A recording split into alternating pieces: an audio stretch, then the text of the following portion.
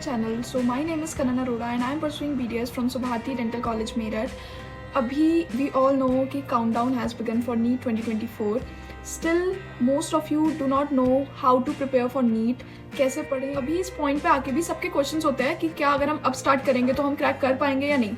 अभी ये सब सोचने से बेटर है कि अपनी प्रिपरेशन को स्टार्ट करो सो दैट आप जल्दी से अपना सिलेबस कंप्लीट करके आप रिवीजन कर सको, राइट. तो अभी मैं लेकर आई हूँ एक नीट मंत्रा आप सबके लिए जिन्हें अभी भी नहीं पता है कि हाउ टू स्टडी, कैसे पढ़ना चाहिए और कैसे नहीं.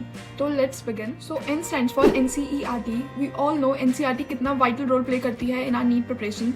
हमें NCERT को बाय हार्ट थरोली एक एक लाइन को रीड करना है. एक बार नहीं, 2 बार नहीं, 3 से 4 टाइम्स हमें पढ़ना है. जितना आप रिवीजन कर सको उतना बेटर है फॉर यू. NCERT के नोट्स बनाना तो एक बेवकूफ़ी होता है क्योंकि आप पूरी बुक को एक जगह नहीं लिख सकते. बट हाँ, अगर आप माइंड मैप्स से पढ़ना चाहो तो that is well and good. अगर आप मेन पॉइंट्स उसके इन अ टेबल फॉर्म लिखो तो वो आपके लिए ईजी होता है फॉर मेमोराइजेशन, राइट. तो आप एक अलग कॉपी बनाकर उसमें चीज़ें नोट डाउन करो जो भी मेन है उस चैप्टर की. बट पहले आप चैप्टर को समझो, उसको बुक से पढ़ो, रिवाइज करो. But at the end after री रीडिंग फ्रॉम द बुक आप उसको माइंड मैप को पढ़ सकते हो आफ्टर री रीडिंग. NCERT ही इनफ है फॉर नीट. या फिर हमें मतलब बहुत लोग होते हैं उन्हें कॉन्फिडेंस नहीं आता है बुक से, उन्हें होता है कि हम और साइड बुक्स पढ़ें, रेफरेंस बुक्स लें सो दैट हमारी प्रिपरेशन अच्छी हो. तो ये उनका एक वहम है. It's better to read 1 book 10 times rather than studying 10 books 1 time, right. तो हमें चीज़ों को याद करना है. ये नहीं है कि हमें ऊपर से पढ़ना है. प्लीज़ रिमेंबर दिस, हमें चीज़ों को क्वांटिटेटिवली नहीं पढ़ना है, क्वालिटेटिवली पढ़ना है. हमें ये नहीं करना है कि हमने इतनी बुक्स कर ली, इतनी सारी बुक्स कर ली.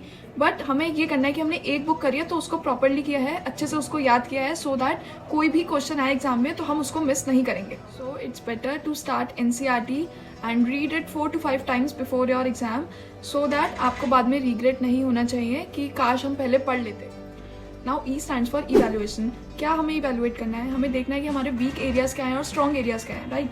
तो B it subjects, chapters, topics, हमें पता होना चाहिए कि कहाँ पे हमें ज़्यादा वर्क करना है, क्या चीज़ टाइम कंज्यूमिंग है, क्या चीज़ नहीं है. हमें ये भी पता होना चाहिए कि क्या चीज़ हमारी स्ट्रॉन्ग है. ये भी आपको खुद से पता लगेगा. सपोज आप कोई चैप्टर रिवाइज कर रहे हो तो उसमें आपको पता है कि ये पार्ट आपका कितनी देर में हो सकता है और ये चीज़ कितनी टाइम कंज्यूमिंग है.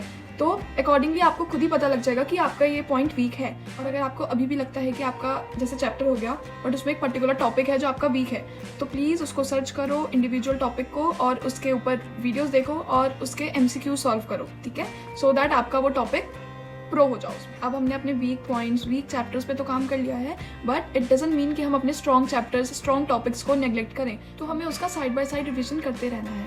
Now next E stands for enough time for revision. अगर अभी आप Feb तक भी अपना सिलेबस कंप्लीट करते हो तो उसके बाद March and April will be there for your revision. उसमें सिर्फ आप रिवीजन करोगे. इनसे क्या होगा कि हमारा ही कॉन्फिडेंस बिल्डअप होगा, हमारा स्ट्रेस, हमारी एंजाइटी दूर होगी, हम पैनिक कम होंगे, राइट. सबके अपने अपने मेथड्स होते हैं फॉर रिवीजन. कोई चीज़ों को लिख कर अच्छे से याद कर पाता है, कोई चीज़ों को बोल कर अपने आप को पढ़ा कर याद कर पाता है. तो that is up to you, ठीक है. और रिवीजन में कभी भी किसी से अपने आप को कंपेयर नहीं करना है कि उसने तो ये चीज़ इतनी जल्दी रिवाइज कर ली है, मैं नहीं कर पाया. क्या पता उसने जो करी है वो ऊपर से करी है और आपने बहुत अच्छे से उसको याद किया है. तो कभी भी अपने आप को कंपेयर नहीं करना. Now T stands for test yourself. हमें जब तक हम टेस्ट नहीं देंगे तो हमें एक आइडिया भी नहीं लग पाएगा कि वहाँ क्वेश्चन पेपर आता कैसे है.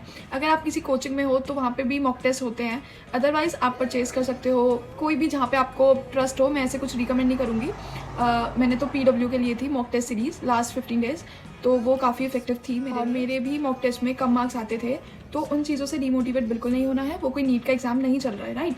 हमें बस क्या करना है कि टेस्ट से पहले जितना सिलेबस हमारा कंप्लीटेड है उसको तो एटलीस्ट रिवाइज करना है ना, उसके बाद ही टेस्ट अटेम्प्ट करना है, ठीक है. और मॉक टेस्ट के साथ साथ हमें नीट के प्रीवियस फुल क्वेश्चन पेपर्स भी सॉल्व करने हैं. It's mandatory to solve NEET 2023 question paper, 2022, 2021 as well, ठीक है. सो दैट आपको एक आइडिया लग जाए कि क्वेश्चंस के मतलब किस लेवल के क्वेश्चंस आते हैं. अगर आपने नीट मंत्र फॉलो कर लिया, I guarantee it you can easily score 650+ marks in NEET 2024. अगर अभी भी हल्का सा भी डाउट है in any subject related to कि हम ऑर्गेनिक केमिस्ट्री कैसे पढ़ें, फिजिकल केमिस्ट्री कैसे करनी है, बायो में कैसे इतना सारा रिवाइज करें, so for that join me live on Unacademy for a strategy session that is scheduled on Monday 11th of December sharp at 9 PM. So make sure to attend that session and उसके लिए आपको Unacademy app download करनी है, उसको log in करना है and session link जो कि मेरे डिस्क्रिप्शन में प्रोवाइडेड होगा उसको आपको सीधा टच करना है और आप डायरेक्टली सेशन में आ जाओगे. तो that was it for today. Bye bye, take care.